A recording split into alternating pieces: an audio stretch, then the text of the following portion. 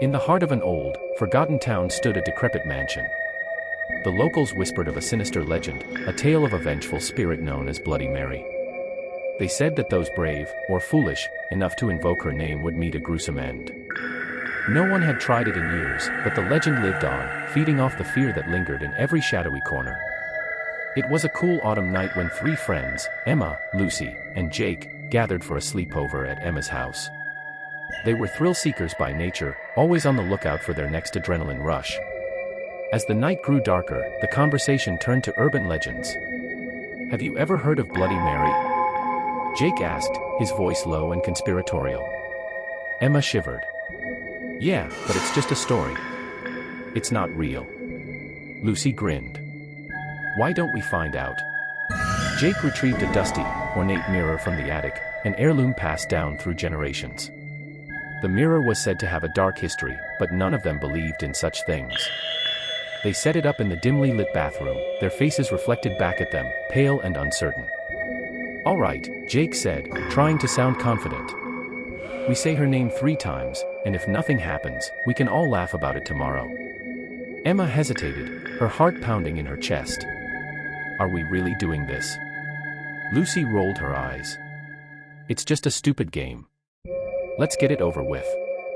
The 3 friends stood in front of the mirror, their hands linked, and in unison, they chanted, "Bloody Mary. Bloody Mary. Bloody Mary." For a moment, there was only silence. The flickering candlelight cast eerie shadows on the walls, but nothing happened.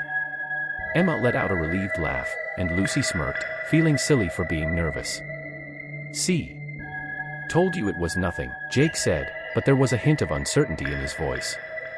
The night passed uneventfully, and the friends fell asleep, still chuckling about their adventure. But as the clock struck midnight, something shifted in the air.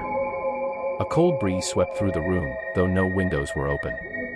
The mirror, now resting on Emma's dresser, began to hum with a low, almost imperceptible sound. Emma stirred in her sleep, her dreams turning dark and twisted. She found herself standing in the bathroom again, staring into the mirror. But this time, her reflection was different. The eyes staring back at her were not her own, they were cold, hollow, and filled with malice. Suddenly, the figure in the mirror smiled, a cruel, twisted grin that sent shivers down Emma's spine. She tried to scream, but no sound escaped her lips. The reflection began to reach out from the glass, its hand emerging from the mirror, inching closer and closer. Emma woke with a start, gasping for breath. The room was dark, and the mirror sat innocently on the dresser. She shook her head, trying to convince herself it was just a nightmare. But deep down, she knew something was very, very wrong. The next day, the atmosphere between the friends was tense. Emma couldn't shake the feeling that they had awakened something dark, something they couldn't control. She confided in Jake and Lucy, but they brushed off her concerns, blaming it on the power of suggestion. But as the days passed, strange things began to happen. Objects would move on their own, whispers filled the air, and at night, the friends heard footsteps echoing through the house. The mirror seemed to be at the center of it all, its surface warping and twisting whenever they looked into it. One evening, Emma found herself drawn to the mirror once again. She stared into it, her reflection staring back, unblinking. Then, without warning, the reflection began to change. The face in the mirror distorted, becoming something monstrous. Blood dripped from the eyes, and the smile twisted into a horrifying sneer. Emma screamed, and Jake and Lucy rushed to her side. They all watched in terror as the figure in the mirror began to claw at the glass, trying to break free. The friends knew they had made a terrible mistake, and now they were being hunted by a vengeful spirit they couldn't escape. Desperate to end the nightmare, the friends sought the help of an old woman who lived on the outskirts of town. She was rumored to be a witch, someone who knew the old ways and the secrets that others feared. The woman listened to their story and nodded gravely. "You've angered a powerful spirit," she said. "Bloody Mary was wronged in life, and now she seeks revenge on those who summon her. There is only one way to stop her." She handed them a small, ornate dagger, its blade inscribed with ancient symbols. "You must destroy the mirror. It is the gateway she uses to enter our world. But be warned, she will not go quietly." That night, the friends gathered in Emma's house for what they hoped would be the final time.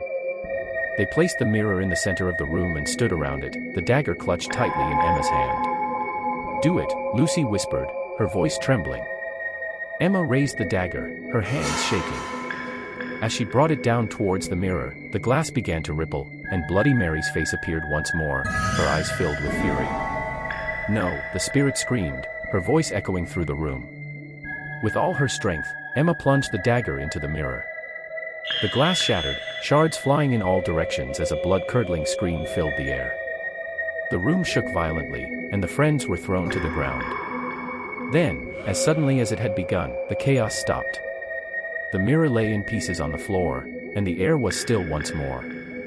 The friends looked at each other, relief washing over them.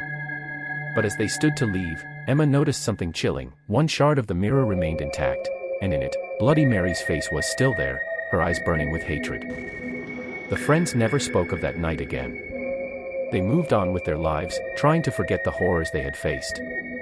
But deep down, they knew that some things could never be truly destroyed.